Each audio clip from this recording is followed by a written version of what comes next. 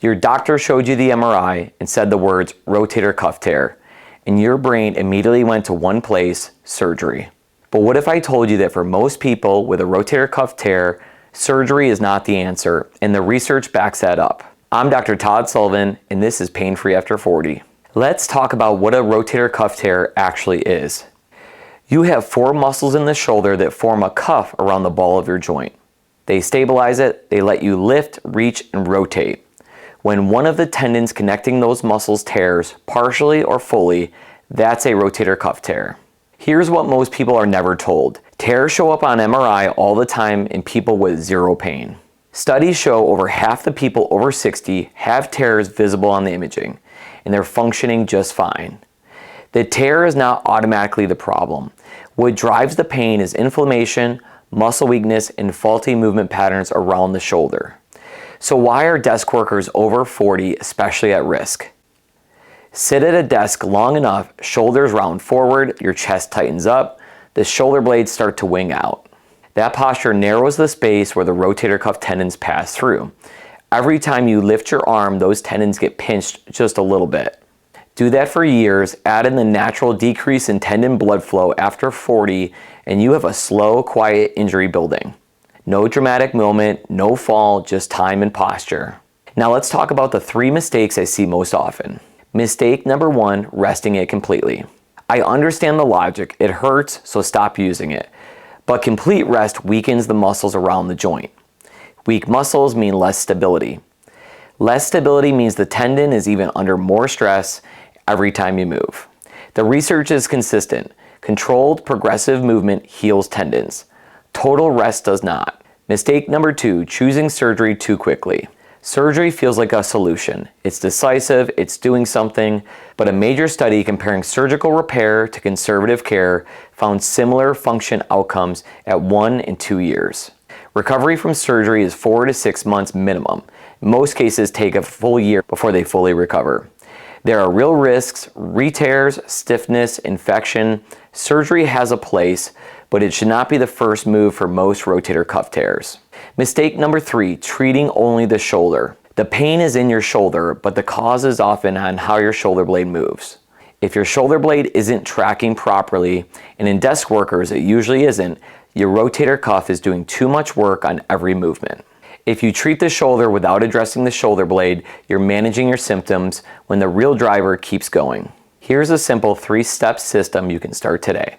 Step 1, the pendulum. So we're going to stand next to a table or a counter or a chair. We're going to rest your good arm on the chair for balance. And now what we want to do is we want to let your injured arm just dangle down completely.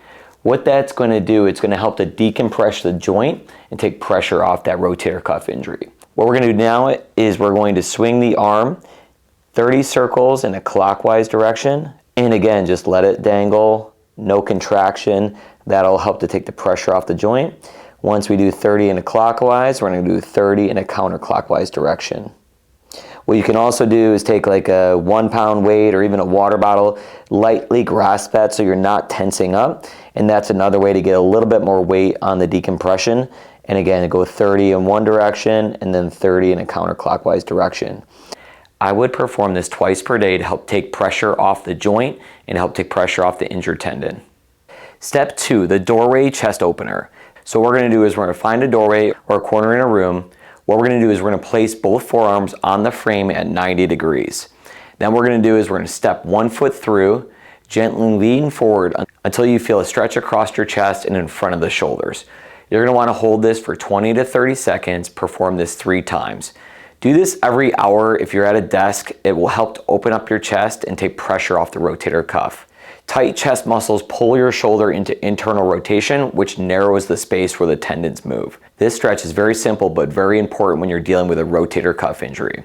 So again, what it's going to look like, 90 degrees, and then you're going to take a step forward and lean into it, and you want to hold that for 30 seconds, and then relax. And again, push in, hold for 30 seconds, and relax. If you're doing it correctly, you'll definitely feel a stretch in the shoulders and the pec muscles, and this helps to reverse that poor posture, which puts pressure on the rotator cuff. Step 3, side lying external rotation. So what we're going to do is we're going to lie on our side, affected shoulder facing up. Next, we're gonna hold something light, 1 to 2 pound weight, even just a water bottle will work as well. What we're gonna do is we're gonna keep our elbow bent at 90 degrees, tucked in right to our side. We're gonna slowly rotate your forearm up towards the ceiling and then slowly lower it back down. We're gonna perform 3 sets of 12 repetitions. If you can't do 3 sets of 12, that means your weight is too high. So just off nice and easy, externally rotate and back down.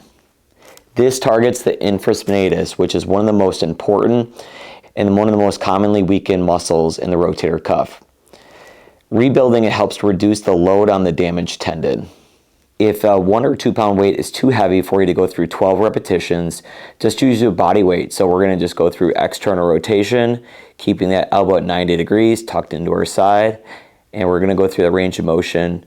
That will still also strengthen the infraspinatus, which will be really important when you're dealing with a rotator cuff injury. When should you stop doing this on your own and see somebody? If you've had 2 to 3 weeks of conservative care with no improvement, come on in. If you've lost significant range of motion, schedule an appointment. If your arm is too weak to live above your shoulder height, you should get it checked out. And if you felt a pop and had immediately severe pain, that can be a sign of a complete acute tear, and you need to get it evaluated. Let's bring this together. Rotator cuff tears are common. Most do not require surgery. The research supports conservative care as the first and often only approach needed. The 3 mistakes to avoid: completely resting, rushing to surgery, ignoring shoulder blade mechanics. The 3 things you need to start today: a pendulum exercise, the doorway stretch, and side-lying external rotation. I put together a free guide for you, the 5-day shoulder recovery protocol. It walks you through a 5 full-day plan specifically built around these principles. You can download it at Nova Chiro Wellness. I'll put a link in the description below. If this episode helped you, subscribe so you don't miss what's coming up next. I'm Dr. Todd Sullivan. This is Pain Free After 40. Thanks for watching.